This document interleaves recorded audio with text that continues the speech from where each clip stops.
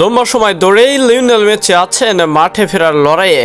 অনেকটা সময় একক অনুশীলনের পর গত বুধবার ইন্টার মায়ামির দলগত অনুশীলনে ফিরেছেন। এর মধ্য দিয়ে প্রায় 6 সপ্তাহ পর মেসি আবারও পুরোদমে অনুশীলনে অংশ নিয়েছেন।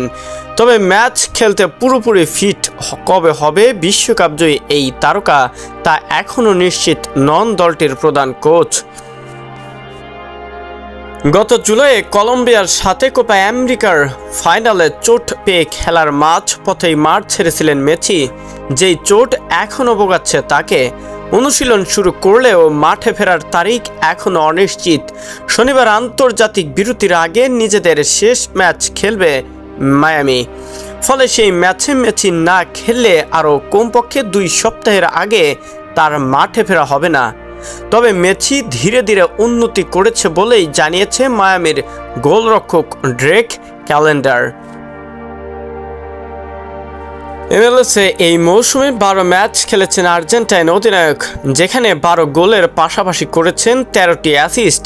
চোট আর জাতীয় দলের খেলা মিলে মৌসুমে মায়ামির জার্সিতে 14 ম্যাচ মিস করেছেন হ্যামিল্টন। এই ম্যাচের কারণে আর্জেন্টিনা আগামী মাসের বিশ্বকাপ বাছাইয়ের দলেও জায়গা হয়নি মেসির।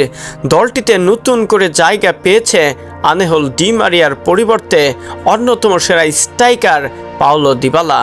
বিশ্বকাপ থেকে শুরু করে যাকে নিয়ে ছিল এত গুঞ্জন, সেই পাওলো দিবালা পেয়েছেন বিশ্বকাপ বাছাই পর্ব ম্যাচ খেলার একটা সুযোগ, যেখানে আর্জেন্টিনার এই তরুণ ভালোভাবেই নিজেকে রাঙাতে চান।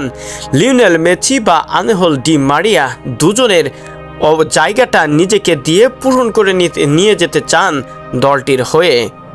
আর্জেন্টিনার জার্সি গায়ে কি আরও একবার দেখা যাবে পাওলো দিবালার সেই পুরনো রূপ? লিওনেল মেসি বা ডি মারিয়ার জায়গাটা পূরণ করে নেওয়ার জন্য যেটুকু করা দরকার সেটা কি করে দেখাতে পারবেন?